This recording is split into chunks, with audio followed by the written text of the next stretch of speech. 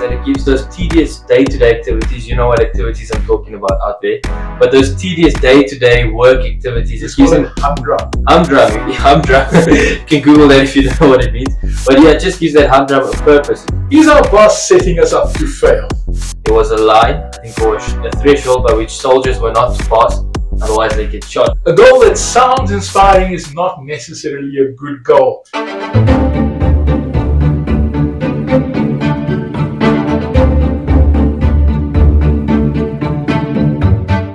Welcome back to the third part of our series, everyone. In the previous two parts of the series, we discussed systems, specifically why systems fail a business and what exactly a system is.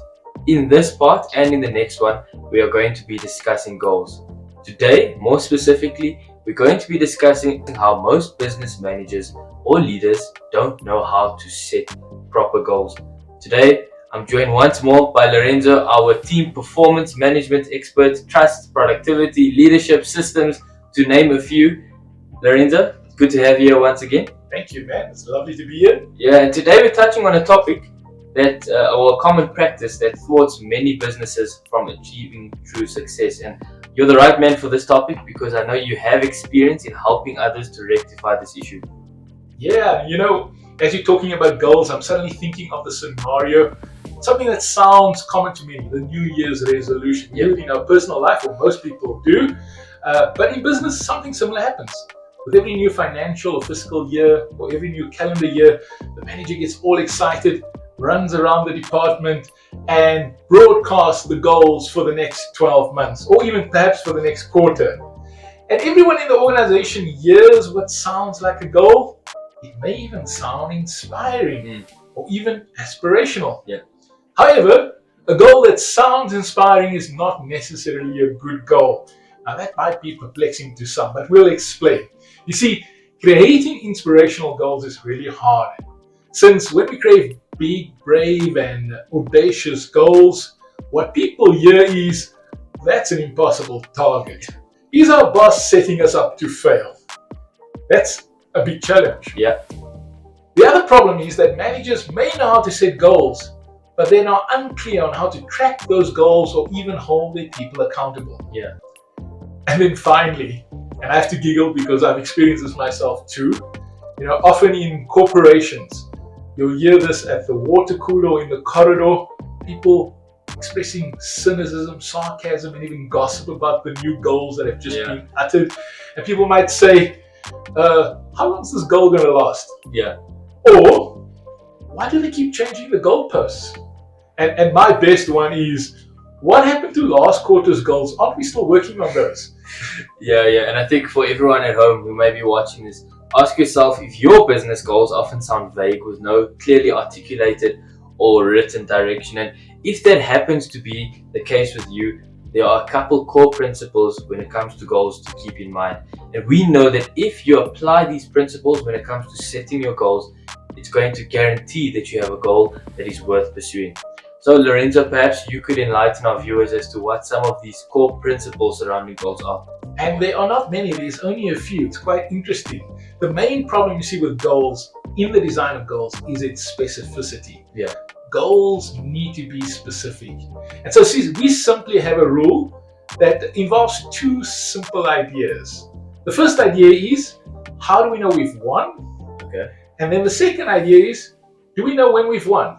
In other words, when did we win? Put another way is, what must be achieved or measured? What is the target? And then, what is the deadline? Yeah. And just to illustrate the flaw in many goals, as described by many managers, is a typical corporate goal like, our goal is to be the best performing sales team in our region. Yeah. I often wonder, what does that mean? How do we know we've won? How do we know we've achieved what we set out to do? Now, it sounds aspirational. Yeah, we want to be the best. It sounds inspirational. It might inspire others to chase it. The problem is it doesn't last long. And so a goal must have two ideas, simply a target and a deadline. Yes. And without deadlines, nothing really happens. Yeah, You've experienced that too. But now here's the thing.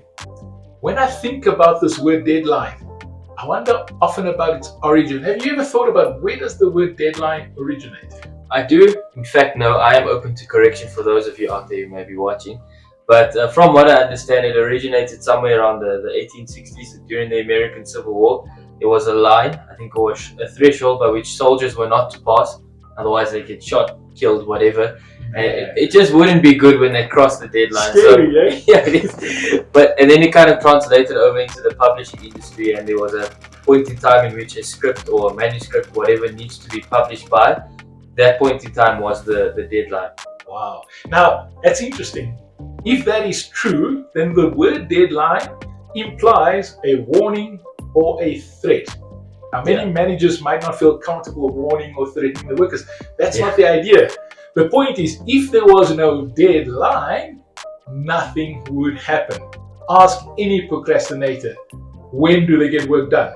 As the deadline approaches, it starts to loom, the pressure mounts, and we get things done that we ordinarily couldn't get done when we had all the time in the world.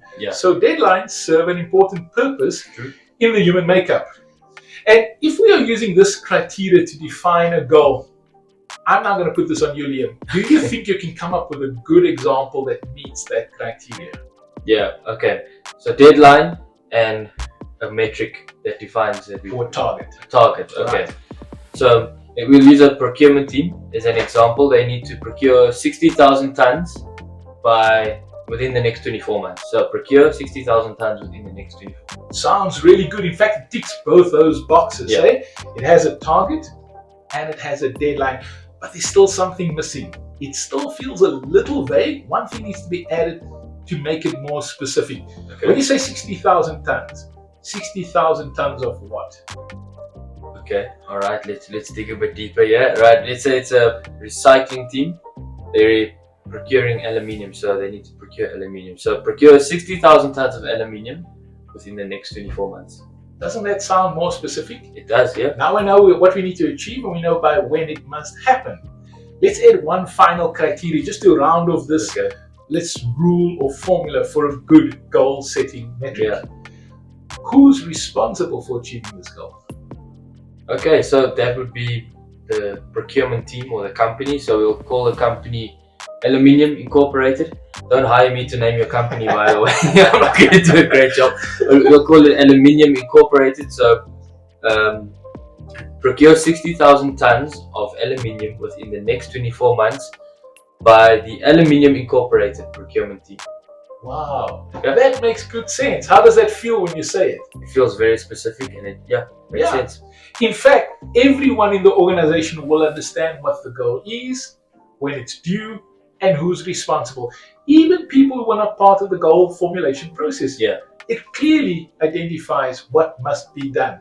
And in fact, this is important in connecting it to another Kudwa principle that we're going to be sharing regularly on our Learning Kudwa channel. You see, two people cannot be responsible for the same thing. In another way, many people cannot be responsible for the same thing.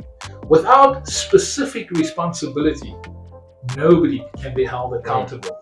And we're going to talk a lot more about ownership, authority, and responsibility on this channel as we explain these principal concepts to our audience. Yeah, brilliant. We're looking forward to that. But just based on what you said about the criteria for the principles for setting a goal, why would you say it's so important to structure your goal in this manner? Well, think about this.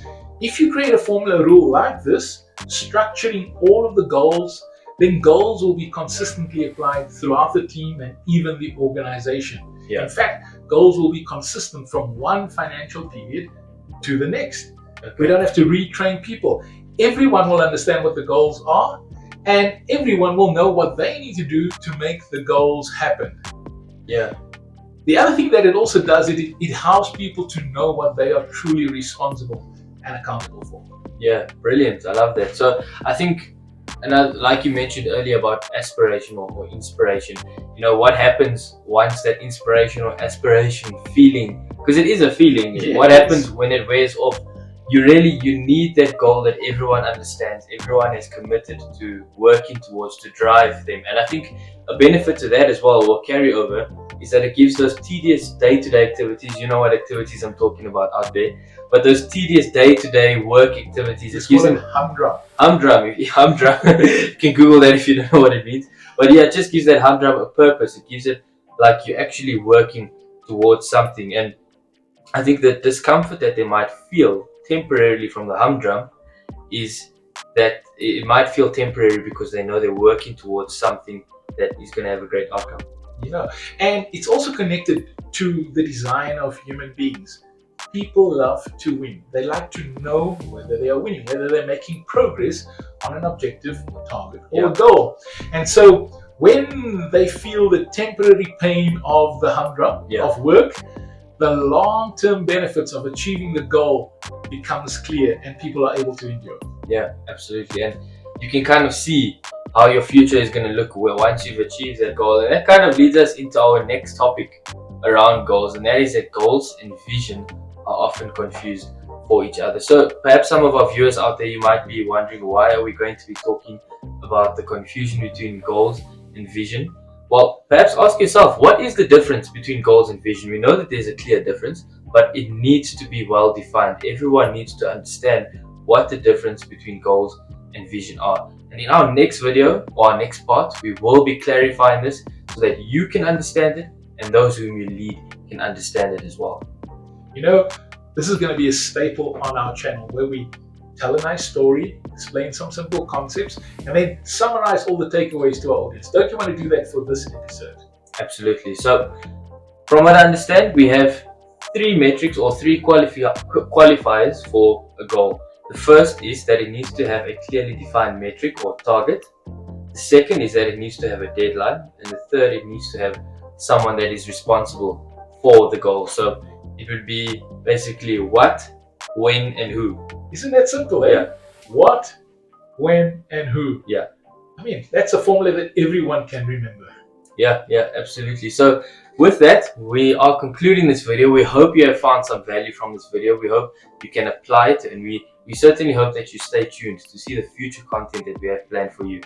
Please like and subscribe as well. That way you tell YouTube you like us, you tell us that you like us, and we know that you want to see more of this kind of content. Please remember to also turn on the notification bell next to the subscribe button so that you don't miss a beat whenever we upload. Thank you very much for watching, and thank you very much, Lorenzo, for joining me once more. Thank you, man.